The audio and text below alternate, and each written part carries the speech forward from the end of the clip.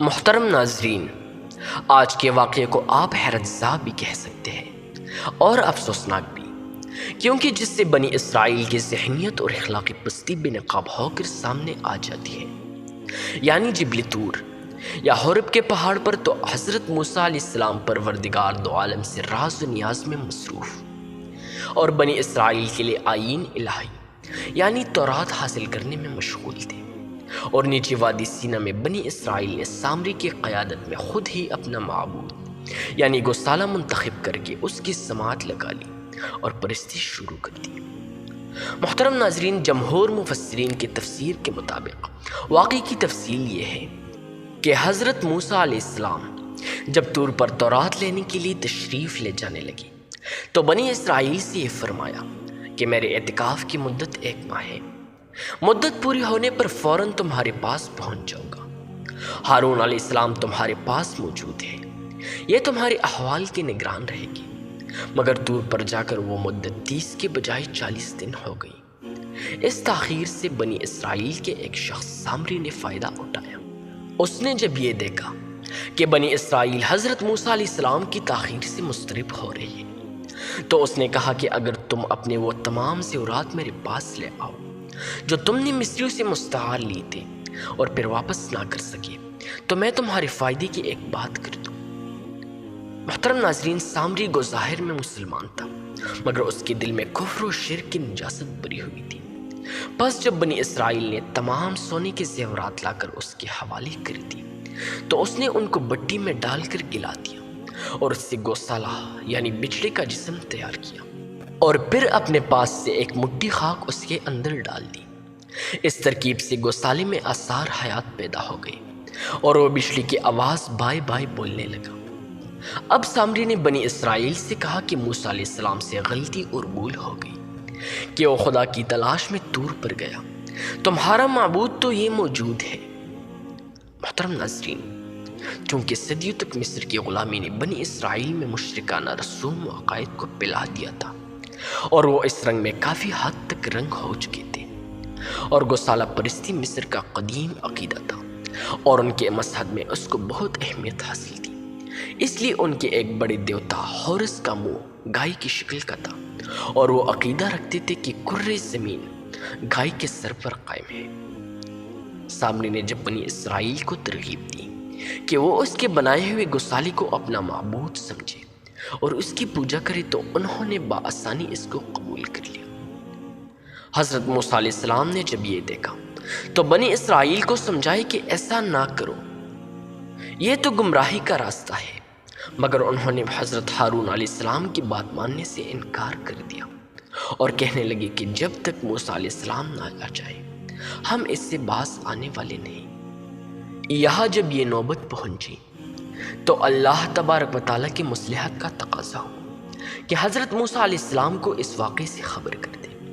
اس لیے حضرت موسیٰ علیہ السلام سے پوچھا، موسیٰ، تم نے قوم کو چھوڑ کر یہاں آنے میں اس قدر جلدی کیوں کی؟ حضرت موسیٰ علیہ السلام نے عرض کیا، خدایا، اس لیے کہ تیرے پاس جلد حاضر ہو کر قوم کے لیے ہدایت حاصل کروں۔ اللہ تبارک و تعالیٰ نے اس وقت ان کو بتایا کہ جس کی ہدایت کے لیے تم اس قدر مضطرب ہو وہ اس گمراہی میں مبتلا ہے۔ حضرت موسیٰ علیہ السلام نے یہ سنا تو ان کو سخت رنج ہوا اور غصے و ندامت کے ساتھ قوم کی طرف واپس ہوئے، اور قوم سے مخاطب ہو کر فرمایا، یہ تم نے کیا کیا؟ مجھ سے ایسی کون سی تاخیر ہو گئی تھی جو تم نے یہ آفت برپا کی؟ یہ فرماتے جاتے اور غیظ و غصے میں کام رہے ہوتے، حتیٰ کہ ہاتھ سے تورات کی الواح بھی گر گئی۔ بنی اسرائیل نے کہا کہ ہمارا کوئی قصور نہیں، مصریوں کے زیورات کے جو بوجھ ہم ساتھ لیے پھر رہے تھے، وہ سامری نے ہم سے مانگ کر یہ سوانگ بنا لیا اور ہم کو گمراہ کر دیا۔ محترم ناظرین، شرک منصب نبوت کے لیے ایک ناقابل برداشت شے ہے،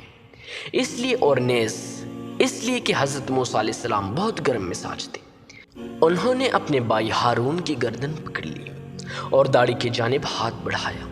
تو ہارون علیہ السلام نے فرمایا، برادر، میری مطلق خطا نہیں ہے، میں نے ان کو ہر چند سمجھایا مگر انہوں نے کسی طرح نہیں مانا، اور کہنے لگے کہ جب تک حضرت موسیٰ علیہ السلام نہ آ جائے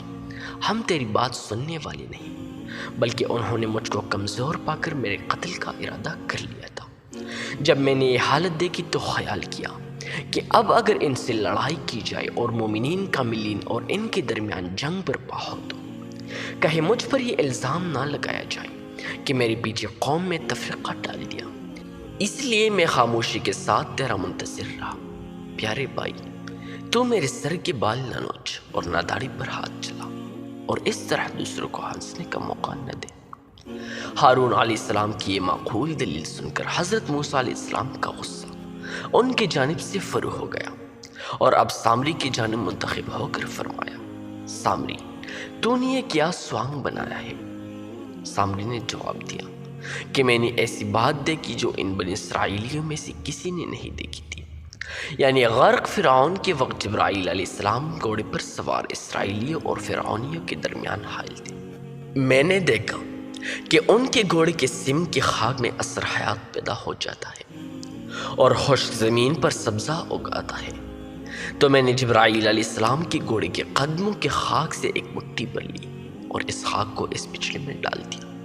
اور اس میں زندگی کے آثار پیدا ہو گئے اور یہ باہ باہ کرنے لگی۔ حضرت موسیٰ علیہ السلام نے فرمایا، اچھا، اب تیرے لیے دنیا میں سزا تجویز کی گئی کہ تو پاگلوں کی طرح مارا مارا پھرے، اور جب کوئی انسان تیرے قریب آئے تو اس سے بھاگتے ہوئے یہ کہے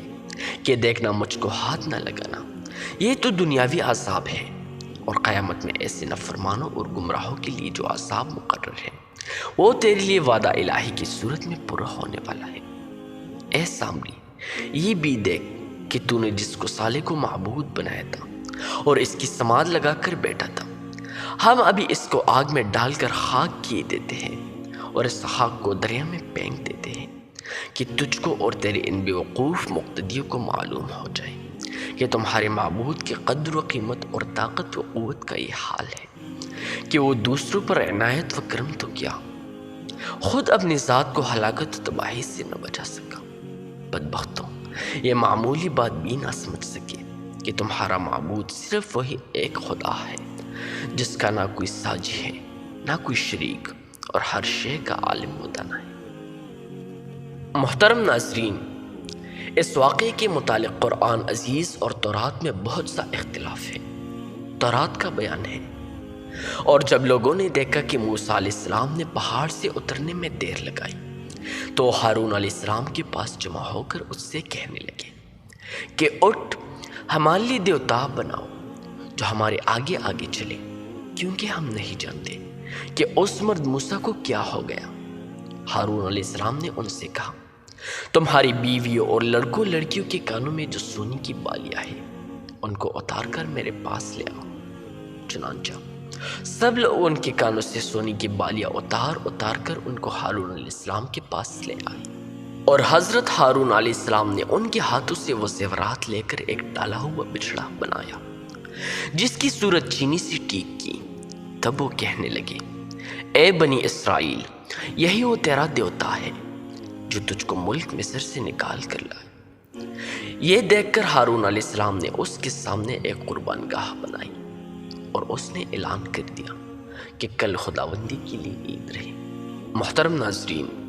تورات کی تحریف و مسخ کی شہادت اس سے زیادہ اور کیا ہوگی کہ جو کتاب اسی باب خروج میں ہارون علیہ السلام کو خدا کا برگزیدہ پیغمبر اور حضرت موسیٰ علیہ السلام کا وزیر ظاہر کرتی ہے، وہی تورات اسی جگہ ہارون علیہ السلام کو نہ صرف مشرک اور بت پرست ثابت کر رہی ہے بلکہ شرک کا معلم اور بت پرستی کا رہنما بتا رہی ہے۔ ناظرین،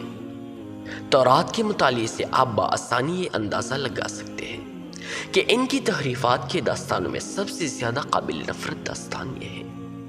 کہ وہ خدا کی جن برگزیدہ انسانوں کو نبی اور پیغمبر کہتے ہیں، انہی پر شرک و کفر اور بد اخلاقیوں کی تہمت لگانے میں بھی نہیں جھجکتے۔ چنانچہ اس مقام پر بھی سامری کے مشرکانہ عمل کو ہارون علیہ السلام کے سر لگا دیا، لیکن قرآن عزیز اس خرافات کی پرزور تردید کرتا ہے اور کہتا ہے کہ ہارون علیہ السلام کا دامن اس قسم کی ناپاکی سے قطعاً پاک ہے۔ گسالہ بنانا اور گسالہ پرستی کی ترغیب دینا سامری کا کام تھا، نہ کہ ہارون علیہ السلام جیسے برگزیدہ نبی کا۔ انہوں نے سختی کے ساتھ بنی اسرائیل کو اس ناپاک حرکت سے باز رکھنے کی سعی کی، مگر وہ بدبخت کسی طرح نہ مانے۔